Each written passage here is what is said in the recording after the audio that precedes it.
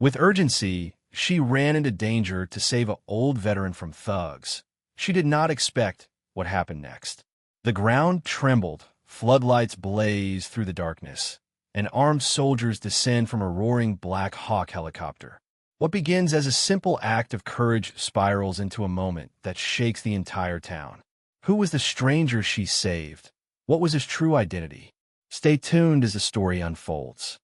It was one of those nights when the sky looked like it had no end, only layers of dark gray clouds stacked over each other like soaked blankets. The rain had been falling since early afternoon, soaking the small town streets, drenching the gutters, and painting every window with trails of steady, mournful drops. On the corner of the quiet main road sat Rusty's Tavern, a modest bar that served cold beer, cheap comfort food, and conversation to those who needed to forget the weight of the world for a few hours. Inside, behind the bar counter, stood Lisa, a woman in her early 30s, with tied-back hair that had once been full of color but now bore streaks of quiet worry. Her apron was damp from wiping tables, her sneakers worn from pacing the cracked wooden floor. Her eyes, though tired, held something stronger than fatigue: determination. Lisa wasn't just a waitress. She was a mother, a provider, a woman carrying the burden of raising a 6-year-old boy alone in a world that rarely paused to care. The bar was busy in the way small-town bars often are during storms. A couple of farmers talking about broken fences, a trucker nursing his second beer, 2 older women playing cards by the jukebox. The TV played softly in the corner, muffled beneath the chatter and the steady clink of glasses. Lisa moved swiftly between the booths, her mind juggling more than just orders. Thoughts of rent due in 3 days, school shoes her son had outgrown, and the doctor's bill she hadn't dared open. Every tip mattered. Every shift counted. She wiped her hands on a towel and checked her phone. 8:47 p.m. Still an hour before she could clock out and head home. A sigh escaped her lips. She gathered the trash bags from behind the bar and made her way to the alley out back, the only place the dumpster stood. The door creaked as she pushed it open, and a gust of wind swept her hair into her face. She shivered. The rain was cold now, sharper, faster, relentless. As she stepped into the alley, she froze. 2 figures stood under the flickering streetlight. A third lay crumpled on the wet ground. It was an old man, frail and shaking, as 2 thugs, rough, hooded young, barked insults and kicked at him, laughing between their threats.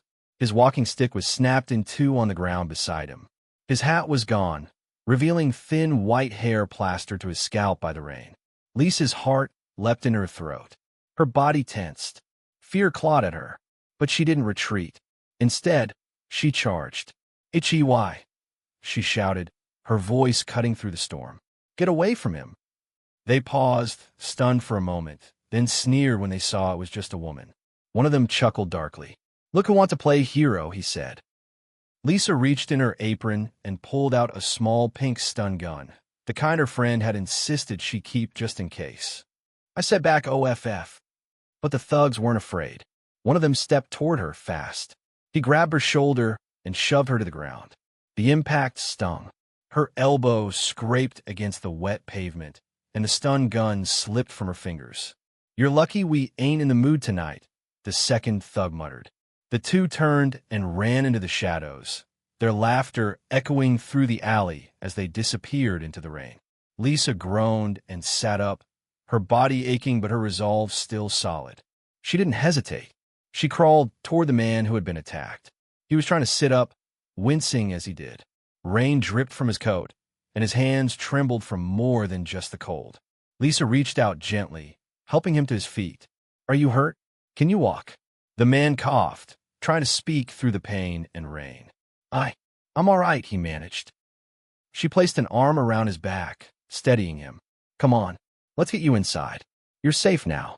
He leaned into her support as they walked slowly toward the back door of the bar. "What's your name?" she asked softly, helping him step over a puddle. He took a shaky breath. "Name's Joe," he said. "Just Joe." Lisa nodded. "Well, Joe, you're with me now."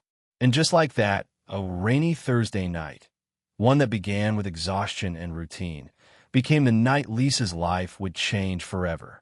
But for now, all she knew was that a stranger needed help, and she was the only one who had stepped forward. Lisa eased the back door shut behind them, shutting out the rain and the darkness. The dim lights of the bar cast a warm yellow glow across the floor, bouncing softly off the glassware and old photos hanging on the wood-paneled walls. A few heads turned as she helped Joe inside, but no one asked questions. The regulars knew Lisa well enough to understand when not to pry. She guided Joe gently toward a booth in the corner, the one farthest from the chatter and closest to the kitchen's swinging doors. His steps were slow, labored, each movement revealing how much pain the old man was trying to hide. His clothes were soaked, his cheek bruised and lip slightly bleeding. His hands trembled, not from fear, but from the cold and what he had just endured. Lisa didn't say much. She simply pulled a clean towel from behind the bar and began dabbing the blood from his face with quiet care. Joe didn't flinch, didn't complain. He just sat there, letting her clean the cuts in silence, as if unsure whether to be grateful or ashamed. Once she'd done what she could, she disappeared into the kitchen for a moment. A few minutes later, she returned with a steaming bowl of beef stew, rich with carrots, potatoes, and thick gravy, the kind of meal that warmed more than just the body. She set it in front of him, along with a glass of water and a slice of bread. "Eat," she said softly, almost like a command, but there was kindness in her tone. "It's not fancy, but it's hot." Joe looked at the bowl, then at her.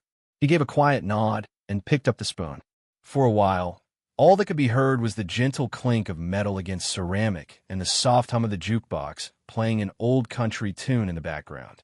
Lisa watched him from across the table, wiping her hands on a towel. She wasn't expecting conversation, and she wasn't about to press for it. Something about Joe told her he'd speak when he was ready. And not a second before, after several minutes, Joe set his spoon down. The bowl was half empty now, the color returning slightly to his cheeks. He took a sip of water and then leaned back, letting out a long, slow breath, the kind of breath that carried years of weight behind it. "I didn't come here for trouble," he said finally, his voice gravelly but calm. "I came for a funeral." Lisa stayed quiet, allowing the silence to stretch without pressure. "A friend of mine," he continued. "We served together. A long time ago. We were just kids then, barely out of high school. Got deployed together. Spent years overseas." He paused, rubbing the side of his sore neck. "He was never the same after we got back. Something happened out there, something we never talked about. He saw things that cracked something in him. PTSD, they called it later. Back then, people just said he was broken." There was a heaviness in his voice now, a crack at the edge of each word. Life wasn't kind to him after the service.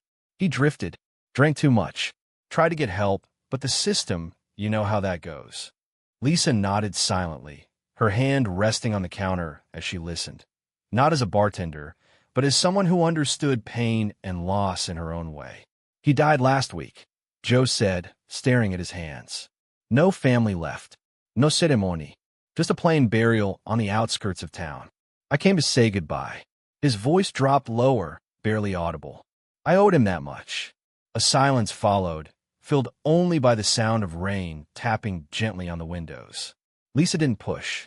She didn't ask him about his own past, or where he came from, or why a man like him was alone and on foot in a small town with no suitcase and no place to go. It wasn't her way. She saw the pain in his eyes, not just from the bruises on his skin, but the wounds he didn't speak of, and she knew enough not to dig them open. Instead, she walked to the back, grabbed a clean blanket from the storage shelf, and returned to the table. "We've got a small room in the back," she said. "Just a cot and a space heater. It's not much, but you can rest there if you need to." Joe looked up slowly. For a moment, his eyes said more than words could. Then he gave a slow, grateful nod. "Thank you, ma'am," he said. Lisa smiled softly, shaking her head. "Name's Lisa, and you're welcome." As she helped him up and led him toward the back room, she noticed something odd, the way he moved even in pain, the way he scanned the room instinctively, the way he stood, even with sore ribs, with the straight-back posture of a man trained to endure. There was something more to him, but Lisa didn't ask. Not yet. Tonight, he wasn't a mystery to solve. He was just a man who needed warmth, and a woman who still believed in kindness, no matter how hard the world got. The small room behind the kitchen was never meant to be a guest space, more of a storage nook with a cot, a dusty heater, and a battered side table. But to Joe, it may as well have been a five-star suite. Lisa had left him there to rest, and he'd slept for a couple of hours, but the weight on his chest had little to do with bruises. When he finally emerged, the bar had thinned out. Most of the earlier crowd had wandered off, leaving behind only a few late-night regulars and the low hum of the jukebox spinning a melancholy country ballad. Lisa was wiping down the bar, her apron streaked with splashes of stew and soda, her sleeves rolled up, revealing the faint ink of a faded tattoo near her wrist. Joe approached quietly. "Mind if I sit?" he asked. Lisa looked up and smiled. "Of course not. You feeling all right?" He nodded. "Hurting, but I've had worse." She poured him a cup of coffee. Hot, black, no questions asked. He took a sip and exhaled, letting the warmth settle into his bones. A few moments passed in silence before he spoke again. "You mentioned a boy," he said. "Your son." Lisa looked up, surprised. "Yeah, Caleb. 6 years old, going on 16. Smart kid. Loves dinosaurs and drawing. Hates bedtime and broccoli." Joe chuckled quietly, the sound soft and distant. "You raising him on your own?" She nodded. "His dad took off when Caleb was barely 1. Haven't seen him since. So it's just me, juggling waitressing, bills, and motherhood. Some days I feel like I'm drowning." Joe's gaze didn't waver. "And yet, you ran into a dark alley to save a stranger."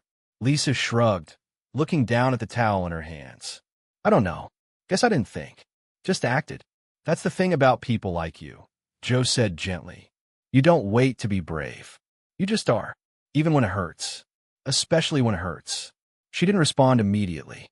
Something in his voice felt older than his years, like it had been carried across time and war zones. There was wisdom there. Experience. Joe took another sip of his coffee, his hands finally steady. "Resilience," he continued. "It's not just getting back up after you fall. It's choosing to rise even when you know the world might knock you down again. That's what honor looks like. That's what sacrifice means." Lisa listened quietly, her eyes softening. No one ever spoke to her that way. Not with pity, not with advice, but with respect. Joe leaned back slightly, watching her, and for a moment there was an almost fatherly calm between them. He didn't ask for more. He didn't need to. Somehow, they understood each other, two people shaped by hardship, not broken by it. Then everything changed. The floor vibrated, just slightly at first, a subtle tremble that made the salt shaker rattle against the wood. Lisa paused mid-wipe, frowning as the vibration intensified. Then came a sound. A low, rhythmic thumping from above, growing louder, heavier, until it sounded like the sky itself was falling. The glasses behind the bar shook violently, one crashing to the floor and shattering. Chairs trembled. The jukebox flickered off with a pop. Outside, floodlights suddenly blasted through the front windows, blinding white beams that cut across the bar like searchlights from another world. "What the hell?" one patron muttered, ducking beneath a table. Lisa stepped back, instinctively looking toward the windows, shielding her eyes. The entire bar was shaking now. The unmistakable sound of helicopter rotors filled the air, roaring overhead like a thunderclap that wouldn't stop. And then, just outside in the parking lot, the silhouette came into view. A Black Hawk helicopter. Low, massive, menacing. Its landing gear touched down with a hiss, sending up sprays of water from the drenched asphalt. The wind from the rotors whipped up chairs, menus, and everything loose near the entrance. Chaos erupted in the bar. People screamed. One man dove behind the counter. A woman clutched her purse and ducked beside a booth.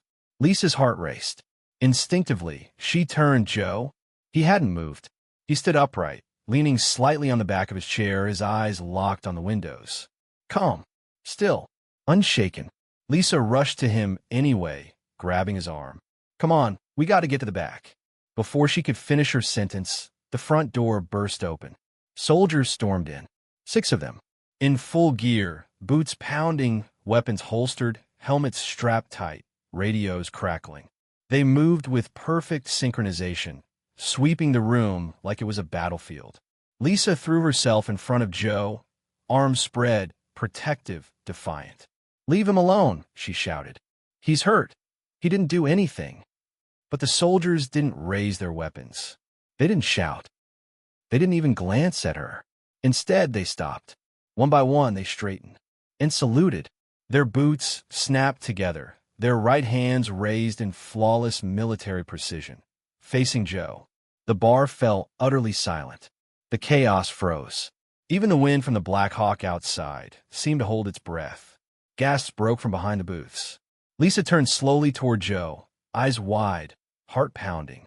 The man behind her, frail, bruised, quiet, stood tall, returning the salute with a grace and gravity that didn't belong to a stranger or a drifter. It belonged to someone trained, respected, commanded. Lisa didn't understand what she was seeing, but everyone in that room, including her, now realized something deeply unsettling and entirely awe-inspiring. Joe was not who they thought he was. The silence in Rusty's tavern was absolute. Every eye was fixed on the row of soldiers standing at rigid attention. Every breath held, every movement suspended. Lisa stood frozen in front of Joe. No, General Langston, though she didn't yet know his name, still shielding him with instinct rather than understanding. The look on her face was a blend of confusion, disbelief, and rising awe. Then, the lead soldier took a single step forward. He was tall, square-shouldered, with the calm confidence of a man who had seen battle and survived. His helmet glinted under the bar lights, his insignia sharp against his uniform. With measured precision, he brought his hand to his brow and offered a crisp salute. "General Langston, sir, we've located you." Gasps rippled through the room like a slow-moving wave. One of the old card players in the corner stood halfway up from his chair, mouth agape. The bartender dropped a glass, but the shatter barely registered. Lisa turned slowly to look at Joe. No, not Joe. General Joseph Langston. Her mind struggled to catch up. He stood there, straight-backed, chin raised, eyes locked with the officer before him. And in that moment, he wasn't an old man anymore. He was a commander, a leader, a living legend. The officer lowered his salute. His voice was steady but urgent. "We received a distress signal from your emergency tag, sir. It activated 37 minutes ago. We tracked it to this location and secured the perimeter. We're ready to escort you to safety." Lisa blinked. She looked at Joe, General Langston, with wide eyes. Emergency tag? Joe's expression didn't change. He sighed softly and reached inside his coat pocket, pulling out a small, worn silver device, no larger than a key fob. A tiny red light blinked in its center. He held it out for her to see. "It's military issue. Implant triggers if I take a certain amount of damage or if I fall unconscious." Lisa's gaze flicked between the blinking device and the soldiers still standing like statues at the entrance. So all this time, Joe looked at her, and for the first time, she saw it. Not just the age and pain, but the burden of command behind his eyes. "I didn't want anyone to know," he said. "Not anymore." The officer spoke again. "Sir, with all due respect, your absence was noted at the base. We feared the worst. Intel suggested your location was untraceable until now." Joe shook his head slowly, his voice low but firm. "I wasn't on a mission. I wasn't trying to hide. I came to this town to pay my respects." He paused. A shadow passed over his features. Samuel Mendez. Private first class.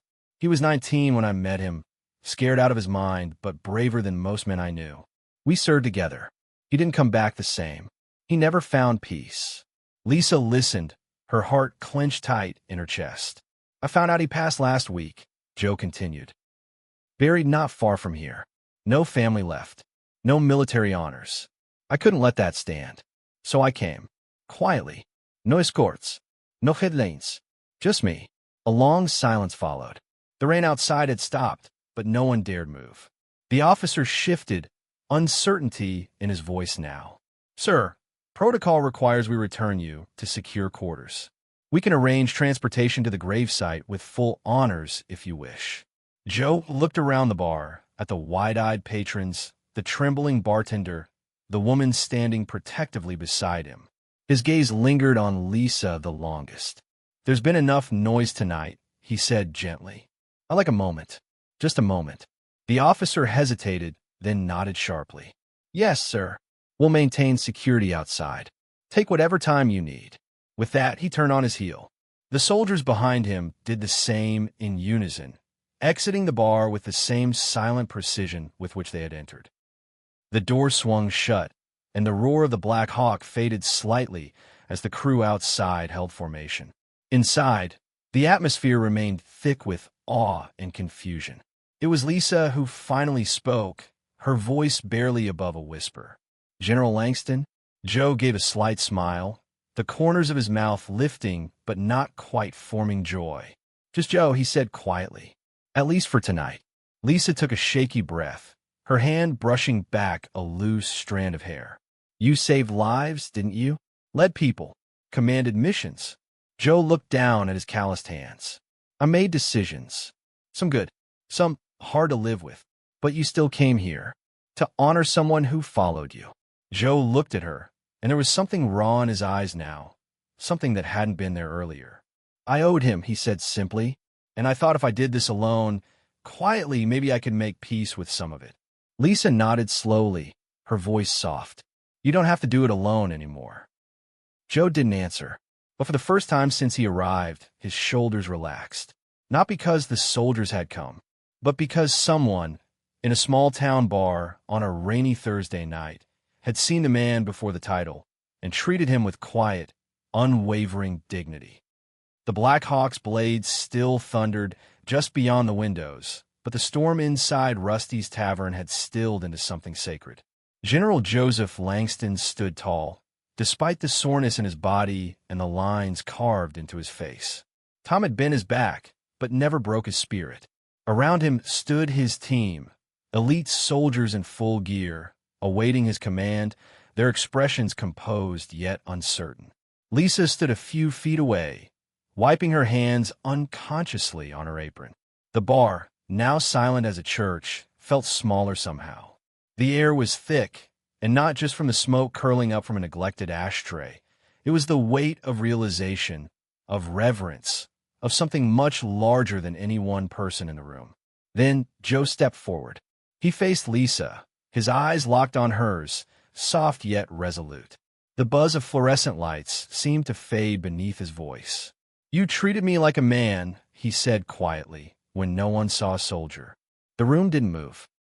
Even the wind outside seemed to listen. "You didn't ask what I was worth. You didn't check my name or my story. You didn't flinch when I was bleeding or when you were pushed to the ground. You stood up, not for recognition, not for reward, but because it was the right thing to do." Lisa blinked, her mouth slightly open, unsure if she was meant to respond. Joe continued, his voice rising just enough to reach his men standing near the doorway. "I've trained hundreds. Soldiers tougher than steel, faster than lightning. But bravery," he looked at Lisa again, "bravery isn't just rushing into gunfire. It's choosing compassion in a world that teaches fear. It's standing between a stranger and danger with nothing but your hands, your heart, and a shaky little stun gun." A few of the soldiers glanced at one another. One of them, younger, his jaw clenched, blinked quickly and looked away. Joe reached into the inside pocket of his coat and pulled out something small and silver. It dangled from a ball chain, worn but polished his dog tags. He held them up for a moment, the metal catching the dim bar light, then looked at them one last time before stepping closer to Lisa. "These have been with me through war zones, deserts, jungle, and snow. They've known blood and dust and silence. And for most of my life, they were my identity when I had nothing else." He took her hand, gently turned her palm upward, and placed the tags in it. "They're yours now." Lisa stared at the tags resting in her hand, unsure if she should be holding them at all. Her voice came out barely above a whisper. "I can't, Joe, I don't." But he interrupted her with a firm shake of his head. Then, with deliberate form, he took a step back and saluted, a full, formal salute, his fingers straight, eyes forward, posture rigid, as if she were a fellow commander, not a Singlemom in a damp apron. It was not a gesture of politeness. It was not gratitude alone. It was honor. Lisa's eyes filled, but she held herself still, the dog tags clutched in her palm. The soldiers behind Joe stood straighter. Then, one by one, they followed his lead, not because they were ordered, but because they knew something extraordinary had just occurred. 6 soldiers, 6 salutes, not to a general, to her. One of them, a woman with sandy blonde hair beneath her helmet, whispered under her breath, "She's one of us." Lisa tried to speak, but the words stuck. Her throat tightened, and her fingers curled around the dog tags like they were sacred. "I don't know what to say," she whispered finally.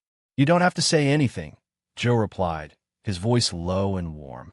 "You already said everything when you stepped into that alley." A pause settled. Then the officer, the same one who had spoken earlier, cleared his throat respectfully. "Sir, we need it apart. Your safety is still our priority." Joe turned his gaze toward the door, the wind still tugging at its frame from the Black Hawk outside. The hum of the rotors rolled in like thunder, waiting for permission to leave. He looked back at Lisa, then glanced at the table, still holding his empty stew bowl and her half-filled coffee cup, now cold. "Give me one more moment," he said to his men. They didn't argue. They didn't question. They stepped outside without a word, leaving the door slightly ajar, the floodlight casting a soft white line across the floor. Joe turned again to Lisa, now sitting on the stool behind the bar, dog tags resting in her lap, tears forming quietly in her eyes but refusing to fall. "I thought I was invisible," he said. "I thought maybe it was better that way." She looked at him through the blur, her voice firm despite the tremble. "Not to me." He nodded. And for that moment, that silent, sacred second, the world narrowed down to just the two of them. A tired general, a brave waitress, no ranks, no uniforms, just a man and the woman who saw him before anyone else remembered to look. The Black Hawk lifted slowly from the parking lot, its massive rotors churning the night air into a whirlwind of rain and light. The wind swept through Rusty's tavern one last time, rattling the windows and sending napkins tumbling across the floor. Lisa stood at the doorway, her hand raised in farewell, the silver dog tags still cool in her pocket. She watched until the helicopter became a shadow in the clouds, until the rhythmic thump of its blades dissolved into silence. And just like that, he was gone. But everything had changed. In the days that followed, the story spread faster than the storm had. It started with whispers, the waitress who faced down 2 thugs, the strangers she saved, the soldiers who arrived in the night. Then came the news vans, the local reporters, and eventually a headline in the town paper. "Singlemom rescues elderly man. Turns out he's a decorated general." People came by the bar not just for drinks anymore, but to see her, to shake her hand, to ask what it felt like, what he said, what she saw in him before anyone else did. Lisa never gave them more than the truth. He was a man in pain. I helped him. That's all. But everyone knew it was more than that. Some came out of curiosity. Others, quietly, with pain in their eyes and medals in their pockets, came to thank her. Veterans, young and old, found their way to her corner booth, sometimes just for a hot meal, sometimes for someone who would simply listen. Weeks passed. The bar's foot traffic grew. But Lisa remained the same, grounded, humble, focused. She still wiped down tables herself, still worked double shifts when needed, still packed Caleb's lunch every morning and tucked him into bed every night. Then one Thursday afternoon, calm, cloudless, and quiet, a letter arrived. Cream-colored envelope. Handwritten, no return address, just a small embossed symbol, an eagle in flight, circled by stars. Lisa opened it at the bar counter, the paper smooth and thick between her fingers. To Lisa, "I once believed that my time to leave a legacy had passed, that the world had moved on and I had done my part. But your kindness on a night when I was at my lowest reminded me that a legacy is not always built on medals or missions. Sometimes it's built on a warm bowl of stew and a fearless heart. Enclosed is documentation from the Langston Foundation. Caleb's education, from grade school to college, is now fully funded. Let him learn. Let him lead. And as for you, keep doing what you're doing. You see the invisible. That is rare. With deepest gratitude, Joe Langston. Lisa read the letter twice before her hands began to shake. She set it down slowly, breath catching in her throat, eyes glassy with disbelief. Caleb's future secured. Just like that. The next day, Lisa did something no one expected. She bought the bar. Rusty had been looking to retire for years, and after everything that had happened, he offered her the business at a price well below its worth. With the help of a few generous patrons and a quiet donation marked anonymous that bore the same eagle stamp stationery, Lisa took over. But she didn't stop there. A month later, in the unused space behind the tavern where crates and kegs once gathered dust, Lisa opened a small room with a simple sign. The back booth, coffee, company, and care for veterans. It wasn't a clinic. It wasn't shelter. It was something in between. A place where veterans could sit down, share stories, or sit in silence. No uniforms. No paperwork. Just warm meals and warmer hearts. The walls were decorated with photos, faded black and white portraits, framed commendations, snapshots of service members smiling in the sun. But at the center, beneath the U.S. flag and beside a shadow box holding a single pair of military dog tags, was a small bronze plaque. In honor of the man who walked in from the rain, General Joseph Langston. Thank you for reminding us who we are. Lisa ran the place like she ran her life, with quiet strength. No camitas, no big speeches, just service. And every Thursday, when the weather turned just a bit gray and the sky hinted at the memory of that stormy night, she would take a seat near the door, Caleb's drawings folded in her pocket, and remember the man who reminded her that bravery doesn't always wear a uniform. Sometimes it wears an apron, holds a spoon, and stands between darkness and a stranger, because it's the right thing to do. If this story touched your heart, like, share, subscribe, and turn on the notification bell for more powerful, soul-touching stories that restore faith in humanity.